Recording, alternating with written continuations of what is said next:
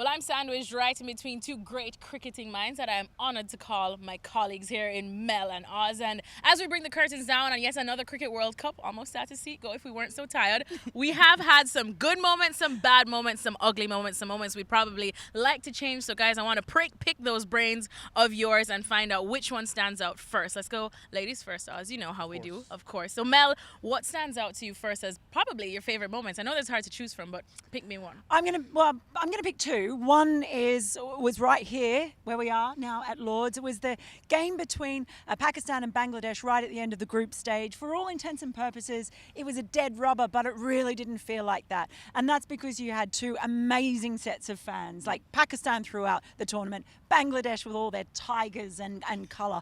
It was amazing atmosphere here.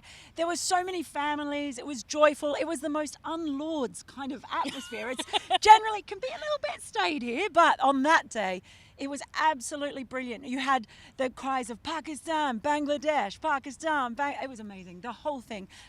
The other one that maybe I might pick out, and I know I'm going to make myself very unpopular with some people, but after a lot of people suggested that the easy route to Lords for the final was to get New Zealand at Old Trafford, it was actually great to see New Zealand win that game just because they're underestimated far too often. There's only one team that's made back-to-back finals, including this one. That's New Zealand. Last four semi-finalists. So they deserve more respect than I think is sometimes given to them, where we're all, people being a bit patronising about them being nice. So there were two really great moments for me. They are very nice indeed. You almost don't want them to lose in that one. And I mean, it is funny that they still somehow managed to fly under the radar despite what they did in the last World Cup. But here they are again, and they're definitely deserving finalists. Oz, what about you?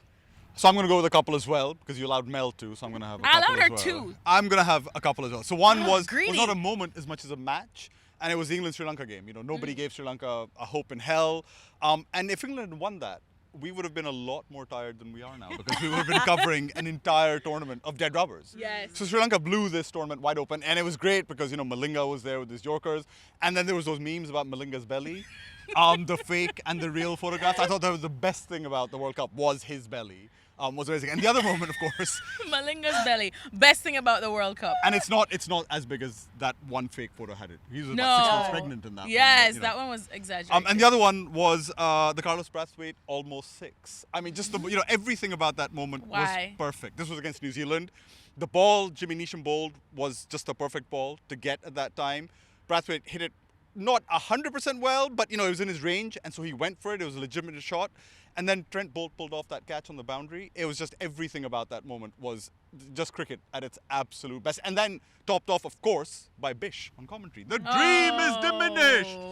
What more can you want? That was actually my lowest moment for the World Cup. Even though, of course, this is not about me, but I'm just letting you know that was my low point in the World Cup. That is when you popped my West Indian bubble in perfect fashion. And even though I do love you, New Zealand, tears were shed that night. We're just going to let you know about that. Okay, so I noticed none of you mentioned, even though I know you both have mad respect for it, especially Oz, but can we just talk about Pakistan being peak Pakistan at the most perfect time in the tournament, when England, I suppose people can say, were being peak England at the perfect time in the tournament. Gotta love when Pakistan decide to come back and attempt to spoil parades. Well, the only thing that didn't happen was that they didn't get through to the last four. But Yes. they played the tournament perfectly. They had the bad, they had the ugly against the West Indies, they had the amazing against England when no one expected them to do anything. They peaked at the perfect time. They peaked right at the right time, apart from the fact that it didn't get in semis. And but I think Jared wrote this, that whatever else may happen tomorrow in the final, whoever may win this tournament, Pakistan really have won this World Cup with their memes, with their fans, with their stories, with the Sarfraz yawn. That guy yawning on the field, and the whole world went crazy. How can you yawn in a match against India? It happens, high pressure. It's not just that. Pakistan literally have won the World Cup because they've beaten both the finalists. We all know that. This is There you exactly go. what they're They're saying in beating both Pakistan the right now, by the way. Pakistan being peak Pakistan, managing to beat both finalists and still somehow find themselves at home for the final. Well, let's talk about the bad and the ugly then, I suppose. Guys, I told you my bad and ugly, which was all wrapped into one match, and that is that West Indies loss against New Zealand, although some ugly came after that in a couple of those matches. So, Mel, what was probably left an unsavory taste in your mouth? I'm always going to say this. I don't know I'm always going to say this, but it is, as wonderful it is, as great a celebration as it is of the cricket and the world of cricket, the fact that this is like the only sport that contracts the number of teams that can take part. So we've only got 10 teams now. We had 14 last time. And it just is such a shame because you see what some of the team like Afghanistan has brought to this World Cup.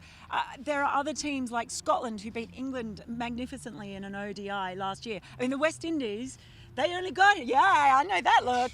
West Indies were lucky to even be Lady here. Luck definitely shone down on us. Bring back DRS. Yes, indeed. So I would say that for me is still like the frustrating thing about this World Cup is that it's still only reaching a small thing. And on a personal level, I know it's my bugbear, but I'm going to bring it in. The amount of waste that this tournament produces. Cricket has to start being more responsible in the world. You've got thousands of people in a stadium with hands. Do we need plastic clappers as well that get thrown out at the end of the day? That's really ugly. Hashtag save the turtles. You know about me. Animal rights from now till kingdom come. Yes. Oz, what about you? The rain. We're in England. I say that now, having lived here England for a few and months. Wales. It rained. Who could have expected? Who could have thought that it might rain and rain out off? The right, sun came out at the right time. the So yeah, tournament. the rain. We can't do anything about that. But one thing that And you never know. The rain kind of possibly helped a team or two. It did, yeah, it did. No, one thing I felt genuinely sad about. I wouldn't say it was bad and it was ugly, and it is in no way a vindication of the fact that we have only 10 teams in this tournament.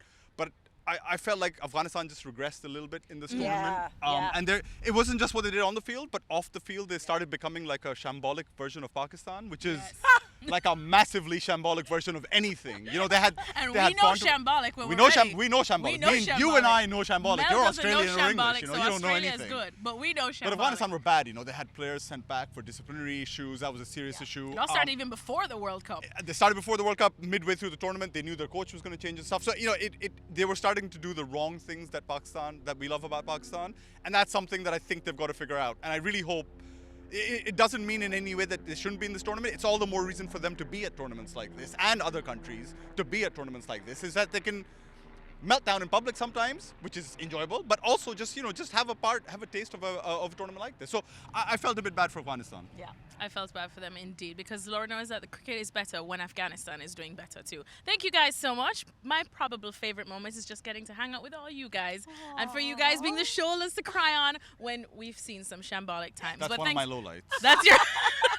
His lowlight is me crying on his shoulder. Thanks so much, Oz. But I've been a shoulder for you to cry on as well when Pakistan's not gone your way. Yes. There we go. We'll wrap these up now.